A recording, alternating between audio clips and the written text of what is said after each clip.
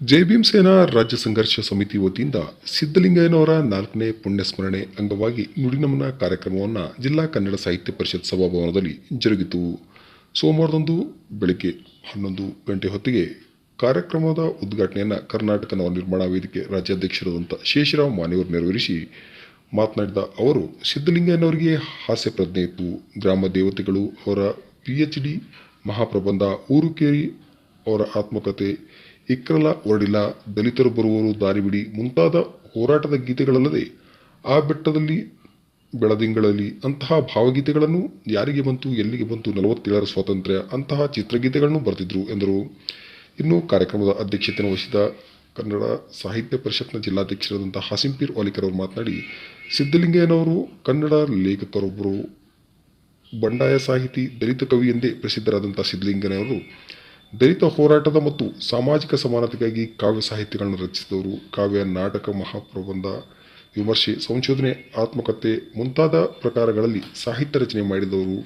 2 ಬಾರಿ ಕರ್ನಾಟಕ ವಿಧಾನ ಪರಿಷತ್ ಸದಸ್ಯರಾಗಿ ಅಧ್ಯಾಪನ ಬರವಣಿಗೆಯಲ್ಲಿ ತೊಡಗಿಕೊಂಡವರು ಎಂದು ಹೇಳಿದರು. ಇನ್ನು ವಿಶೇಷ ಆಹ್ವಾನಿತರಾಗಿ ಅಭಿಷೇಕ್ ಚಕ್ರವರ್ತಿ, ದೇವದಾಸ್ ತೊರ್ವಿ, ರಘುನಾಥ್ ಬಾಣಿಕೋಲ್, ಸುರೇಖಾ ಜಿ ರಾಠೋಡ್, ಸುಭಾಷ್ ನಾಯ್ಕೋಡಿ, ದೇವೇಂದ್ರ ಬಿರೇಕರ್ ಅವರು ಉಪಸ್ಥಿತರಿದ್ದರು. ಇನ್ನು ಕಾರ್ಯಕ್ರಮದಲ್ಲಿ ಬಸವರಾಜ್ ಲಗಳಿ, ಮೆಹಬೂಬ್ ಮಾಲ್ಬೌಡಿ, ಇರ್ಫಾನ್ ಬೀಳ್ಗಿ, ಸಿದ್ದು ಕಲ್ಲೂರ್, ಸಾಗರ್ ಕಾಂಬ್ಳೆ, ಲಿಂಗರಾಜ್ ಬಳ್ಳಾರಿ ಇವರನ್ನ ಸನ್ಮಾನಿಸಲಾಯಿತು. ಕಾರ್ಯಕ್ರಮದ ನೇತೃತ್ವವನ್ನು ಅಶೋಕ್ ನಾಯ್ಕೋಡಿ ಅವರು ವಹಿಸಿದರು.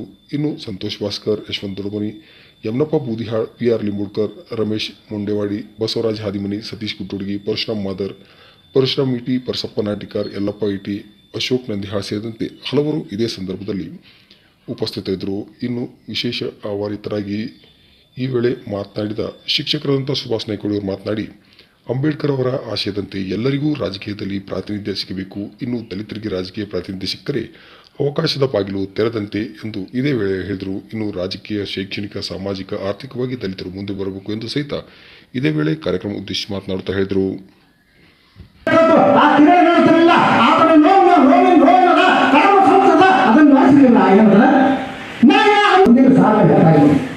ಯಾರಿಗೆ ಬಂತು ಎಲ್ಲಿಗೆ ಬಂತು 47 ಹನುಮಂತ ಅನೇಕ ಮಹಾತ್ಮರು ಹೋರಾಟ ಮಾಡಿ ಕೊನೆಗೆ ಕಷ್ಟವನ್ನು ಮುಗಿಸಿ ಈ ದೇಶಕ್ಕೆ ಸ್ವಾತಂತ್ರ್ಯ ಕಟ್ಟಿಕೊಡ್ತಾರೆ. ಗಾಡಿಯಾಗಿ ಗಾಂಧಿ, ನೀರು ಇಂಥವ್ರ ಹೆಸರು ಇರಲ್ಲ. ಹಾಗೆ ಮುಂದಿನ ಸಾಲಿನಲ್ಲಿ 47 ಸ್ವಾತಂತ್ರ್ಯ ಮುಂದೆ ಕೆಲವೊಂದು ವಿಷಯಗಳಿಟ್ಕೊಂಡು ಬಾಬಾ ಸಾಹೇಬ್ ವಿಷಯ ಮುಂದೆ ಇನ್ನೊಂದು ಕೇಳಿ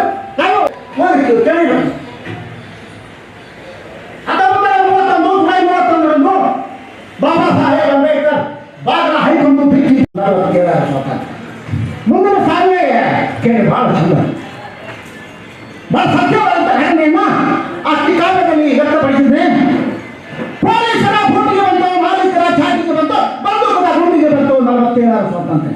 ಪೊಲೀಸರ ಬೂಟಿಗೆ ಬಂದಂತ, ಮಾಲೀಕರ ಚಾಟಿಗೆ ಬಂದಂತ, ಬಂದೂಕದ ಗುಂಡಿಗೆ ಬಂತು 47 ಸ್ವಾತಂತ್ರ್ಯ.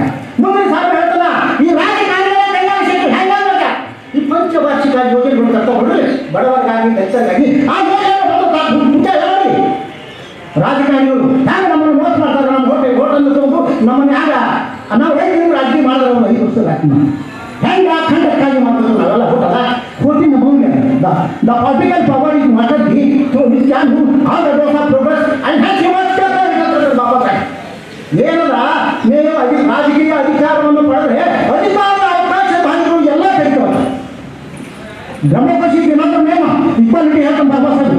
ಬ್ಯಾರೆ